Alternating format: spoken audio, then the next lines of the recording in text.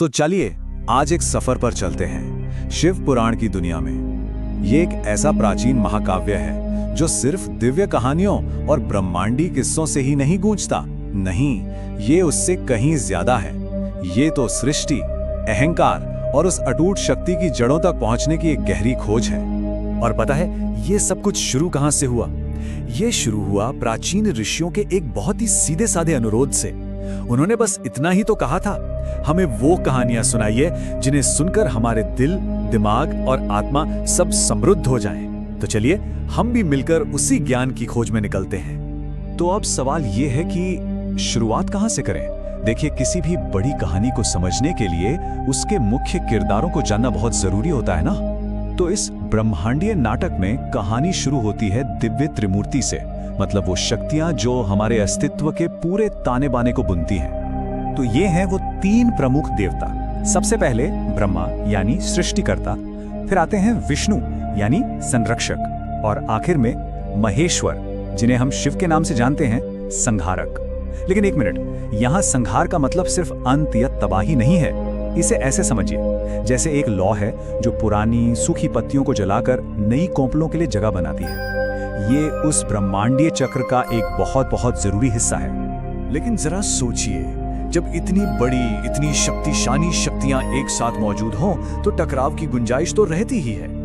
हमारी पहली कहानी हमें सीधा सृष्टि की शुरुआत में ले जाती है, एक ऐसे ब्रह्मांडीय विवाद पर जिसमें सब कुछ बिखर जाने का खतरा था। तो सवाल सिर्फ एक था, आखिर सबसे बड़ा कौन? ब्रह्मा ने ऐलान किया, मैं ही इस पूरे ब्रह्मांड का स्वामी और रचयिता हूं। लेकिन विष्णु ने बड़े शांत भाव से उन्हें याद दिलाया कि अरे, उनका जन्म तो खुद विष्णु की नाभि से निकले कमल से हुआ है। ये एक ऐसा पल है जो हमें दिखाता है कि अहंकार मतलब ईगो कैसे बड़े से बड़े, शक्तिशाली से शक्तिशाली प्राणी को भी अपनी चपेट में ले सकता है। और ठीक उसी वक्त जब उनका झगड़ा अपने चरम पर था, कुछ ऐसा हुआ जिसकी किसी ने कल्पना भी नहीं की थी। उन दोनों के बीच अचानक अंतरिक्ष और समय को चीरता हुआ एक विशाल चमकता हुआ प्रकाश का स्तंभ प्रकट हुआ। ये लिंग था, निराकार शिव का एक रहस्यमयी प्रतीक, और इसके आते ही उनका युद्ध जैसे थम सा गया। अब अपनी अपनी बात को सही साबित करने के लिए दोनों ने एक चुनौती मान ली, इस लिंग का और छोर ढूंढना। ब्रह्मा ने हंस का रूप लिया और उसका ऊपरी सिरा खोजने के लिए ऊपर उड़ चले। वहीं विष्णु ने वराह का रूप धारण किया और उसकी जड़ खोजने के लिए नीचे की ओर जमीन खोदने लगे।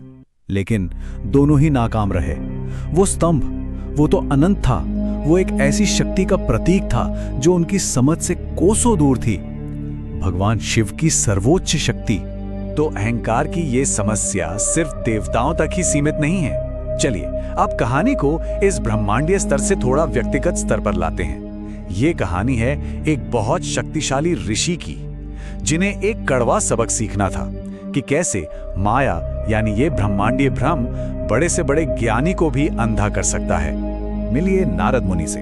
एक महान ऋषि अपनी तपस्या में जबरदस्त सफलता पाने के बाद वो गर्व से भर गए और घोषणा कर दी, अरे कामदेव ने तो एक बार भगवान शिव तक की तपस्या भंग कर दी थी, पर मेरी नहीं कर पाए। और बस यही गर्व उनके पतन का कारण बनने वाला था।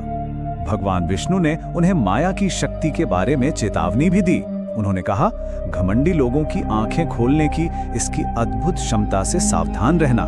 पर नारद, वो तो अपनी सफलता के नशे में चूर थे। उन्होंने इस सलाह को, इस चेतावनी को बस यूं ही नजरअंदाज कर दिया।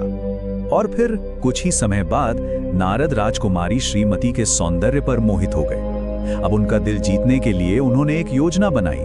वो सीधे विष्णु के पास पहुंचे और स्वयंवर के लिए उनका सुंदर रूप ही मांग लिया। विष्णु बस मुस्कुराए और मान गए, लेकिन उनकी उस हाँ में एक बहुत गहरा सबक छिपा हुआ था। और फिर आया कहानी में एक जबरदस्त मोड़। विष्णु ने नारद को अपना रूप तो दे दिया, पर साथ में चेहरा दे दिया एक बंदर का। अब जाहिर सी बात है, राजकुमारी ने उन्हें देखते ही मना कर दिया और नारद भरी सभा में मजाक का पात्र बनकर रह गए। अपमान और क्रोध की आग में जलते हुए नारद ने विष्णु को श्राप दे डाला। उन्होंने कहा, मैं तुम्हें श्राप देता हूं कि तुम भी एक स्त्री के लिए दुख उठाओगे और तब तुम्हारी मदद यही वानर जाति करेगी। ये एक ऐसा श्राप था जिसे भविष्य में एक महान अवतार के रूप में सच होना था। तो अहंकार की कहानियों से अब हम आगे बढ़ते हैं और इस महाकाव्य के दिल तक पहुंचते हैं। ये कहानी है गहरे प्रेम की, असहनीय अपमान की और एक ऐसे बलिदान की जो पूरे ब्रह्मांड को हिलाकर रख देने वाला था। ये कहानी शुरू होती है सती और उनके पति भगवान शिव से। सती के पिता राजा दक्ष शिव को बिल्कुल पसंद नहीं करते थे। एक बार उन्होंने एक बड़े यज्ञ में सबके सामने शिव का अपमान किया। फिर जब दक्ष ने एक और यज्ञ रखा तो उसमें शिव और सती को बुलाया ही नहीं। शिव ने सती को वहां जाने से मना किया। उन्हें अनहोनी का डर था, लेकिन सती को उम्मीद थी कि वो अपने पिता का दिल बदल देंगी और वो चली गईं। पर वहां उन्हें और भी बड़े अपमान का सामना करना पड़ा। और बस उसी पल अपमान की आग में जलते हुए सती ने अपने पिता से अपने आखिरी शब्द कहे, मैं अब आपकी बेटी कहलाना नहीं चाहती, इसलिए मैं इस शरीर को ही भस्म कर दूंगी जिसे आपने जन्म दिया है। ये प्रेम और सम्मान की रक्षा के लिए उनका अंतिम निर्णय था। और फिर अपने पति का अपमान सहन ना कर पाने की वजह से सती ने अपनी योगिक शक्तियों का इस्तेमाल किया और खुद को उसी यज्ञ की पवित्र अग्नि में समर्पित कर दिया। जब ये खबर शिव तक पहुंची तो उनका दुख एक भयानक क्रोध में बदल गया। उन्होंने गुस्से में अपने बालों की एक लठ उखाड़ी और उसे पहाड़ पर दे मारा। उस टक्कर से एक प्रलयंकारी योद्धा पैदा हुआ, वीरभद्र, और शिव का आदेश बिल्कुल साफ था, जाओ और दक्ष के यज्ञ का सर्वनाश कर दो।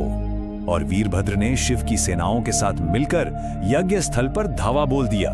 सब कुछ तहस नहस कर दिया गया और दैवीय प्रतिशोध के उस भयंकर रूप में दक्ष का सिर धड़ से अलग कर दिया गया। लेकिन कहानी यहां भी खत्म नहीं हुई। बहुत बाद में दूसरे देवताओं के कहने पर शिव ने दक्ष को फिर से जीवित कर दिया, पर क्योंकि दक्ष का असली सिर तो जल चुका था, शिव ने उसकी जगह एक बकरे का सिर लगा दिया। ये एक ही साथ दया और अपमान दोनों का एक बहुत ही अजीब प्रतीक था। तो ये सारी कहानियां ये हमें एक बहुत गहरे सवाल पर लाकर खड़ा कर देती हैं। जब हम भक्ति की पराकाष्ठा देखते हैं और साथ ही विनाश के इतने भयानक रूप भी, तो मन में ये सवाल उठता ही है कि आखिर भक्ति और विनाश के बीच की वो बारीक सी रेखा है कहाँ।